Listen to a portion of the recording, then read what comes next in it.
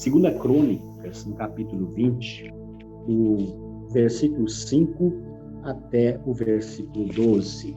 Né? Segunda Crônicas, capítulo 20, do verso 5 até o versículo 12, que diz assim: Pôs-se Josafá em pé, na congregação de Judá e de Jerusalém, na casa do Senhor, diante do pátio novo, e disse: Ah, Senhor, Deus de nossos pais, porventura não és tu Deus nos céus? Não és tu que dominas sobre todos os povos, os reinos dos povos?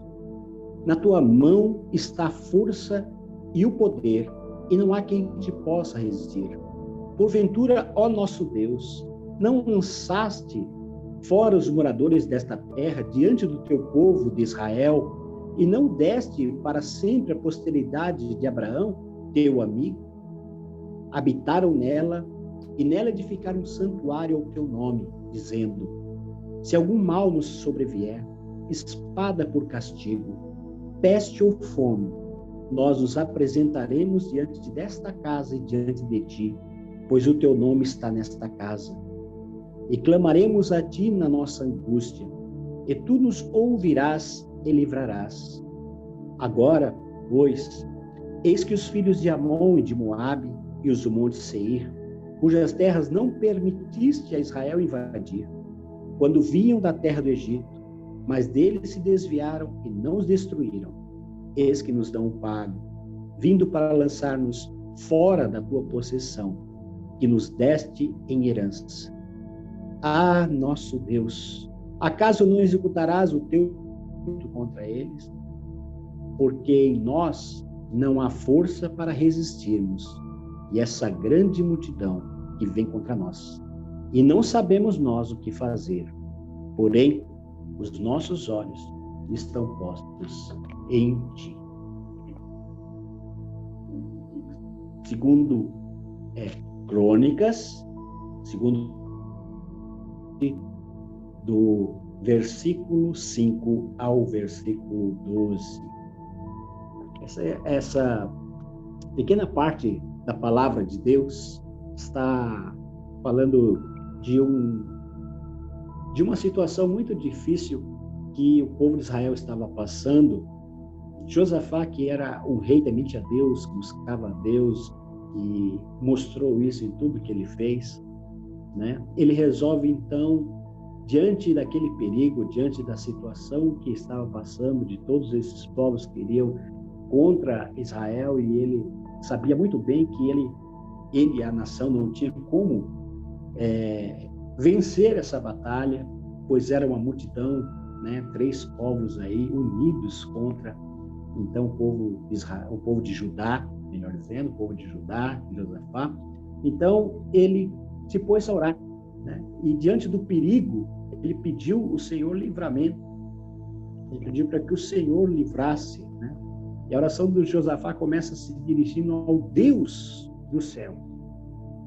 A gente observa isso também no Pai Nosso, né? Quando Jesus começa a sua oração, que diz: Pai Nosso que estás nos céus. Ele fala ao Deus específico, né? O Deus que está nos céus, que domina sobre tudo, que é todo poderoso, que é majestoso, tremendo e maravilhoso, grande em poder. É esse Deus a quem ele se dirige. E ele se dirige na presença de Deus para pedir livramento. E dizendo exatamente, confiando na promessa de Deus, qual ele disse que se o povo se humilhasse, chegasse naquele lugar, quando viesse perigo, espada, fome ou peste, então ele ouviria do céu e livraria aquele povo. Então, a oração de Josafá é baseada numa promessa de Deus, uma promessa que Deus havia feito.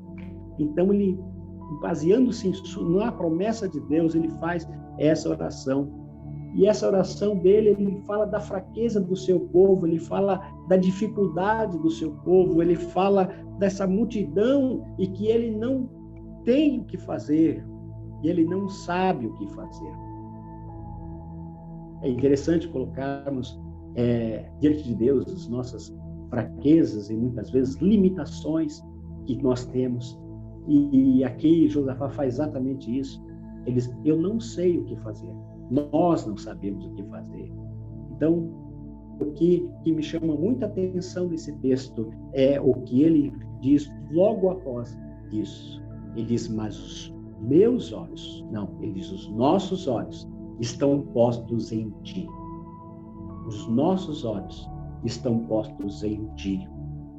E ele, quando coloca isso, nós vemos hoje no nosso país, né, começando agora outubro, onde muitas pessoas estão, muitas vezes, fazendo romaria, andando pelos caminhos, indo a pé, dias e dias, para buscar num ídolo que tem boca, mas não fala, tem olhos, mas não vê, tem ouvido, mas não ouve, e é neste ídolo que muitos estão encaminhando agora, dia 12 de outubro, para pedir milagres, para pedir curas, para pedir o favor deste ídolo, mas os nossos olhos estão postos em Deus.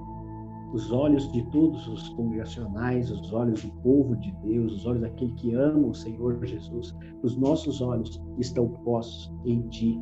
Nessa situação que vivemos, na pandemia que passamos, na situação que vivemos ainda hoje, de tantas situações difíceis, que muitas vezes não sabemos como agir, o que fazer, nossos olhos estão postos em Ti. Pois que essas nossas orações que estamos fazendo durante todo esse período do movimento de oração, nossos olhos estão postos em Ti, não em ídolos mudos, não em ídolos surdos, não em ídolos que não podem responder. Não, nossos olhos estão postos em Deus. Nós confiamos em Deus, nós olhamos para Deus diante das dificuldades, diante das doenças, diante das lutas que passamos, nossos olhos estão postos em Ti. É dele que esperamos o milagre. Assim como Josafá esperou o milagre do Senhor, é nele que nós confiamos. Josafá não ficou parado, não ficou simplesmente olhando, mas Deus deu uma direção, disse, prepare-se para a peleja. Só que a luta não é a vossa, a luta não é de vocês, a luta é minha, é contra mim que eles estão guerreando, é contra mim que estão lutando. Então a luta, meu amado irmão, irmã, todos os meus irmãos que estão aí, a nossa luta não é contra carne nem sangue, mas a nossa luta é espiritual. Então a luta é de Deus, a vitória é do Senhor. É Ele que vai nos dar a vitória, é Ele que nos dá a vitória na peleja, que nos dá a vitória na luta, na tribulação, na angústia, na dor, no sofrimento e na doença. É Ele que nos dá a vitória, é o Senhor. Então, o que esse povo fez? Ele, antes de receber, por causa da promessa que Deus havia feito através do profeta, que o Senhor levantou naquele momento, para louvar. E eles começaram a louvar e adorar a Deus e cantar louvores ao Senhor, mesmo antes de receber a resposta.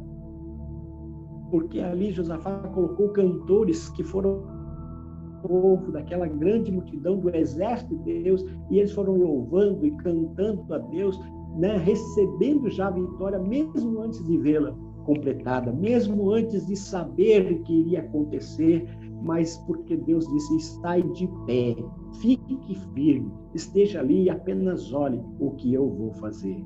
É o que nós precisamos fazer, começar a agradecer já a vitória que o Senhor está nos dando, que a vitória que Ele prometeu, assim como Ele fez nesse templo, Ele diz, quando você me busca, e nós estamos buscando o Senhor, nesse movimento de oração, nesse movimento em que oramos a Deus, estamos buscando o Senhor e devemos, sim, como os irmãos têm feito, louvar a Deus pela vitória que o Senhor tem dado, mesmo sem vê-la, mesmo sem deslumbrá-la, mas já começarmos a agradecer sempre a Deus, sermos gratos e temos grande gratidão pelo que o Senhor vai fazer, como se Ele já estivesse feito, como se isso já fosse pronto diante do Senhor. Então, meu amado irmão, minha irmã, Eu quero, né, que você pense nisso, né? Os nossos olhos estão postos em Deus. Muitas vezes não sabemos o que fazer. A maioria das vezes. Há situações que nós, missionários, pastores, membros, pessoas, não sabemos o que fazer, mas os nossos olhos estão postos em Ti, Senhor. Nossos olhos estão postos em Ti. É em Ti que está o nosso olhar. Estamos buscando. Nossos olhos estão para cima, olhando para o céu, olhando para o Senhor e saber que Ele é o Deus que pode, é o Deus que faz, é o Deus que opera. Então, meu amado irmão, né, pense nisso. Pense que o Senhor, o nosso Deus, é nele que nós devemos estar com o nosso olhar firme, fixo, aguardando o que o Senhor vai fazer. Amém, amados? Amém. Eu quero agradecer a oportunidade dessa breve meditação. Eu quero agradecer a todos que estão participando também. Continuem firmes, olhando para o Senhor. Deus abençoe, em nome de Jesus.